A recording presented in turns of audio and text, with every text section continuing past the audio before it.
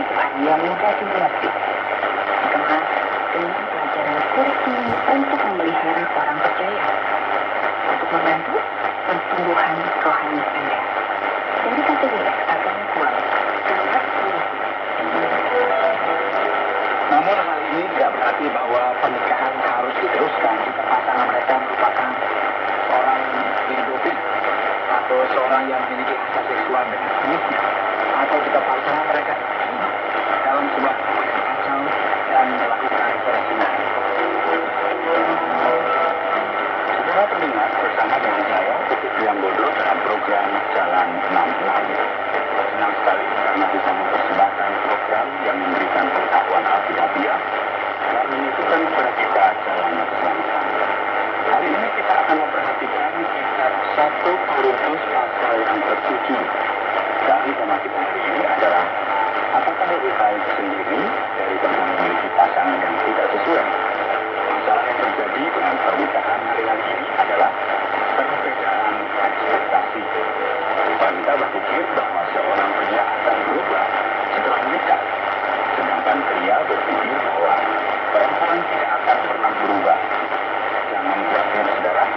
Pak Yohanes memiliki pesan yang spesial yang telah dia persiapkan bagi yang belum menikah dan sebuah nasihat bagi yang masih single. Pendengar yang dikasihi Tuhan, banyak orang memiliki berbagai keraguan. Haruskah saya menikah atau tidak? Ini pertanyaannya yang sering kita dengar ya. Bagaimana kita perlu berurusan dengan masalah-masalah yang terjadi ketika kebenaran yang muncul? Mari kita berhenti sejenak dan melihat beberapa elemen praktis dalam firman Tuhan. Pada pasal 7, kita bisa melihat ada banyak sekali panggilan mengenai masalah. Menarik bagi kita untuk perhatikan pada bagian awal bahwa Paulus sebenarnya sedang menjawab ya beberapa surat yang dikirimkan kepadanya sebelumnya oleh jemaat yang ada di Korintus. Dia berkata, dan sekarang tentang hal-hal yang kamu tuliskan kepada Paulus akan menunjukkan kita dengan berkata, adalah baik bagi laki-laki kalau ia kawin. Tetapi mengingat bahaya percabulan, baiknya setiap laki-laki mempunyai istrinya sendiri dan setiap perempuan mempunyai suami sendiri. Perhatikan ya, Paulus kembali berbicara mengenai keadaan yang sulit yang terjadi pada saat itu, dan ini merupakan sesuatu yang bisa kita perhatikan ketika kita melanjutkan pembacaan kita. Misalnya ayat berikutnya. Aku berpendapat bahwa mengingat waktu darurat sekarang adalah baik bagi manusia untuk tetap dalam keadaannya. Adakah engkau terikat pada seorang perempuan? Janganlah engkau mengucapkan percaya. Adakah engkau tidak terikat pada seorang perempuan? Janganlah engkau mencampur seorang. Tetapi kalau engkau kawin, engkau tidak berdosa. Dia perhatikan sekarang ayat 9. Waktunya tiba. Maksudnya adalah keadaan dan kemungkinan untuk melayani Allah, melakukan pekerjaan yang dia berikan seintensif mungkin. Dan Paulus berkata bahwa menjadi single atau terlibat adalah sebuah kemungkinan. Memang kita perlu tahu bahwa ini bukanlah sesuatu yang harus dilakukan oleh seseorang. Nah, setiap orang yang memilih untuk melakukan hal tersebut, namun tidak bisa mengendalikan dirinya, itu mereka akan memiliki masalah demi masalah. Inilah mengapa ia kemudian berkata bahwa setiap laki-laki haruslah memiliki istri dan perempuan haruslah memiliki suami. Dan ketika masing-masing kita menikah, hendaklah kita tahu apa yang harus mereka lakukan. Jelas ya, bahwa hubungan yang saling bergantung satu sama lain yang telah dijelaskan oleh Pak Yohanes dengan topik apakah lebih baik sendiri daripada memiliki pasangan yang tidak sesuai. Baiklah saudara pendengar, kita kembali lagi mempelajari surat Paulus yang pertama kepada jemaat di Korintus pasal yang ke-7. Terima kasih Anda telah setia untuk bersama-sama dengan kami.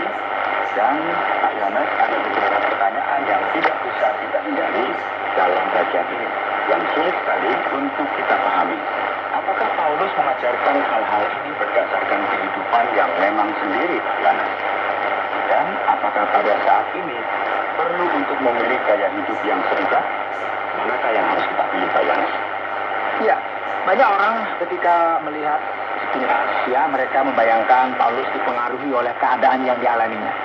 Ada beberapa diskusi di kalangan para teolog mengenai hal ini dan tidak bisa kita ragukan memang dia hidup seorang diri. Namun pertanyaannya adalah apakah dia ini merupakan seorang duda yang ditinggal mati, single atau telah bercerai? Kita tidak bisa mengambil keputusan yang jelas mengenai hal ini. Ada beberapa orang yang bahkan mengatakan bahwa Paulus memang merupakan seorang single. Namun ini bukan merupakan sebuah kemungkinan besar. Pekerjaannya, peranannya sebagai seorang Yahudi, posisinya dalam konteks Yahudi sangatlah tidak mungkin jika dia ini merupakan seseorang yang tidak menikah. Jadi tadi, ia ini merupakan seorang duda dan ini merupakan suatu kemungkinan yang lain. Atau bisa jadi istrinya meninggalkan dia ketika ia memutuskan untuk menjadi orang Kristen. Jadi Paulus secara natural berbicara berdasarkan pengalamannya sendiri sebagai seorang yang memiliki wewenang berkaitan dengan hal ini karena ia tahu bagaimana rasanya menjadi seorang single. Namun kita juga tidak bisa memahami bahwa Paulus memberikan nasihat ini kepada banyak orang untuk menjadi single hanya karena ia tidak menikah atau semacam itu.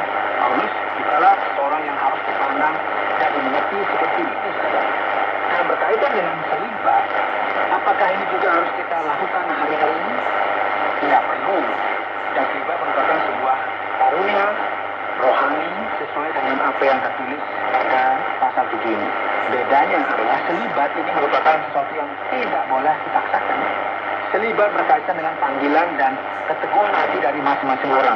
Dan banyak orang memang sungguh-sungguh melayani Allah dan sesamanya dengan sepenuh hati yang membawa mereka kepada sebuah kehidupan yang menyendiri, yang merupakan panggilan dari masing-masing mereka.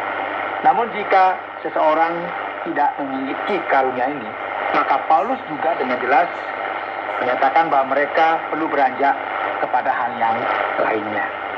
Berikutnya Pak Yohanes, pada saat kita memperhatikan pada ayat yang ke-5, beberapa pasangan melihat hal ini dan mereka sekarang menjadi kafir. Apa senjata godaan setan terhadap orang-orang yang menikah ini Pak Yohanes? Ya, nanti ini merupakan sesuatu yang penting bagi kita perhatikan. Bagian ini dalam terjemahan sederhana dijelaskan bahwa kita tidak boleh membiarkan setan menggodai kita karena kita tidak bisa menahan hawa nafsu kita. Terjemahan baru dalam Alkitab terkadang mungkin membuat kita bingung karena mereka memakai kata bertarak. Dan ini merupakan sebuah kata yang bisa membuat kita pusing ya. Gagasannya di sini, oke ya, sebetulnya sangat jelas. Dan Alkitab sangatlah realistis. Dua orang yang melayani Allah, yang memberikan hidupnya untuk Alkitab, berdoa, perlu memahami bahwa mereka perlu menjaga kehidupan suami istri mereka. Jadi, seorang suami dan istri perlu mencoba untuk memperhatikan kebutuhan intim masing-masing dan tidak membawa satu sama lain kepada bahaya godaan. Dan saat inilah ketika iblis datang, dia mengasah itu. Oleh sebab itu, kita perlu berhati-hati karena ini merupakan sesuatu yang sangat penting. Banyak orang seringkali mendedikasikan dirinya kepada gereja dan lupa mengenai hal ini. Lupa kalau satu suami atau istri, ya. Karena mereka mengira bahwa ini tidak berkaitan dengan kerohanian. Namun bukan ini yang diajarkan Allah kepada kita. Lantas Pak Yohanes, bagaimana kita bisa yakin dengan perkataan-perkataan ini Pak? Pernyataan Paulus ini apakah memang diinspirasikan oleh Allah sebagaimana ditulis dalam ayat yang ke-6, 10, ayat yang ke-12 dan juga 25 dari pasal yang ke-7 ini? Paulus sepertinya sedang mengajarkan firman ilahi dan bukan hanya pendapat personalnya saja Pak Yohanes. Pertanyaan yang luar biasa pasti. Banyak orang yang berada di luar sana ya memiliki keraguan yang sama dengan Anda. Mengapa? Karena sepertinya apa yang terjadi sekarang ini seakan-akan semakin sulit untuk dipahami. Kita akan melihat bagaimana Paulus berkata ya pada ayat 6 misalnya, hal ini kukatakan kepadamu sebagai kelonggaran, bukan sebagai perintah. Dan ayat 10 kita akan lebih mudah berbingung lagi ya. Karena dikatakan kepada orang-orang yang telah kawin, aku tidak, bukan aku, tapi Tuhan perintahkan. Dan kemudian dalam ayat 12, kepada orang-orang lain, aku bukan Tuhan katakan.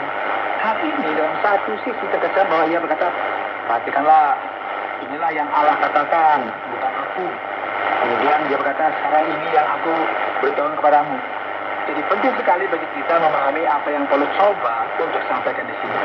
Ketika ketika ia berkata bukan aku, melainkan Tuhan, dia berkata, aku memberikan pengajaran kepadamu yang telah disampaikan Tuhan Yesus sendiri, misalnya dalam kitab Matius pasal 19. Jika kita memperhatikan ke dalam Injil sinoptik, kita akan melihat bahwa semua ini tertulis di sana. Dan ketika ia berkata bahwa aku bukan Allah, aku memberitahu ini kepadamu. Ini berarti bahwa Tuhan Yesus belum mengatakan hal-hal ini di dalam Injil. Namun sebagai seseorang yang ditunjuk oleh Allah, aku mengatakan ini kepadamu. Jadi kita tidak bisa menolak otoritas dari surat Paulus ini dan menganggap semua ini berasal dari pikirannya sendiri. Bukan ini yang coba dikatakan oleh Tuhan. Dan inilah mengapa penting sekali ya bagi kita memahami setiap ayat yang terdapat di sini, bahkan dengan ayat yang ke-25 ini. Pak Yones, ketika kita berbicara mengenai perceraian, apakah seorang wanita dilarang untuk bercerai apapun masalahnya? Bagaimana kemudian kita memahami apa yang tertulis dalam ayat yang ke-10 ini, Pak Yones? Baik, Pak Oti, tentu ini merupakan poin yang sangat mendasar dan kita perlu memahami dengan benar. Ketika kita membaca apa yang tertulis dalam ayat 10, dikatakan di sana bahwa istri tidak boleh berpisah dari suaminya. Sepertinya ini merupakan sebuah deklarasi yang absolut. Namun demikian, bagaimana kita bisa memahami hal ini jika kita membandingkan hal ini dengan kitab Matius pasal 19? Dalam bagian ini, firman Tuhan jelas tidak mengizinkan adanya perpisahan. Dalam konteks perjanjian baru, indikasinya sangat jelas, yaitu bahwa perpisahan ini berarti menyangkut perceraian. Ketika seseorang menerima surat, sebuah dokumen atau akte perceraian, dokumen ini akan mengizinkan seseorang untuk melangsungkan pernikahan mereka yang kedua. Dan jelas sekali di sini, jika ada sebuah kasus pornia atau porno atau percabulan atau dengan kata lain imoralitas, seksualitas, pernikahan harus dibatalkan. Ini bukanlah sebuah kewajiban. Namun hal ini diizinkan. Jadi sekarang di sini dikatakan bahwa seorang wanita tidak boleh berpisah. Mengapa? Karena pertanyaannya yang diajukan adalah pertanyaan yang lain.